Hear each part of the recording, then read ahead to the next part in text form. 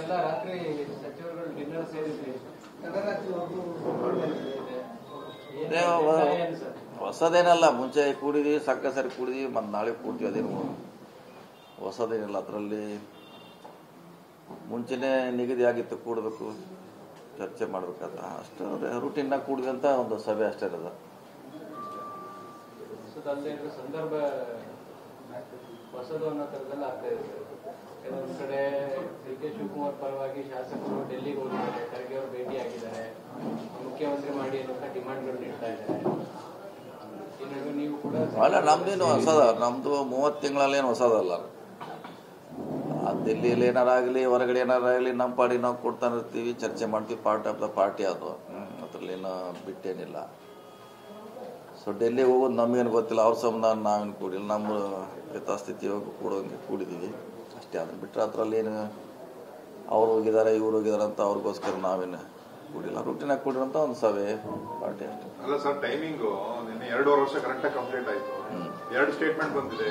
ಒಂದು, ಸುರೇಶ್ ಅವರು ಮುಖ್ಯಮಂತ್ರಿಗಳು ಮಾತು ಉಳಿಸ್ಕೊಡ್ತಾರೆ ಎಂದು ಮಾರ್ಮಿಕ ಒಂದು ಹೇಳಿರೋದು. ಮುಖ್ಯಮಂತ್ರಿಗಳು ಚಾಮರಾಜನಗರದಲ್ಲಿ ನಾನೇ 5 ವರ್ಷ ಇರ್ತೀನಿ ಅನ್ನೋ ಒಂದು ಸ್ಟೇಟ್ಮೆಂಟ್. ಸೊ ಈ ಡೆವಲಪ್ಮೆಂಟ್ ಮಧ್ಯದಲ್ಲಿ ಡಿನ್ನರ್ ಮೀಟಿಂಗ್ ಆಗಿರೋದು. ನಮ್ದು ಡಿನ್ನರ್ ಒಂದು 10-15 ಡಿನ್ನರ್ ಪಾರ್ಟಿ ಆಗಿರ್ಬೇಕು. ಅದಕ್ಕೂ ಏನು ಸಂಬಂಧ ಇಲ್ಲ. ಒಂದು 30 ತಿಂಗಳಲ್ಲಿ ಒಂದು 15 ಸಲ ಕೂಡಿರ್ಬೋದು. ನಮ್ಮ ಮನೆಯಲ್ಲಿ ಕೂಡಿರ್ಬೋದು, ಹೊರಗಡೆ ಕೂಡಿರ್ಬೋದು. ಸೊ ಅದಕ್ಕೂ ಲಿಂಕ್ ಮಾಡ್ಲಿಕ್ಕಾಗಲ್ಲ. ಆ ಸಬ್ಜೆಕ್ಟೇ ಬೇರೆ, ಈ ಸಬ್ಜೆಕ್ಟೇ ಬೇರೆ. ಚರ್ಚೆ ಏನಿಲ್ಲ, ಏನು ಚರ್ಚೆ ಏನಿಲ್ಲ.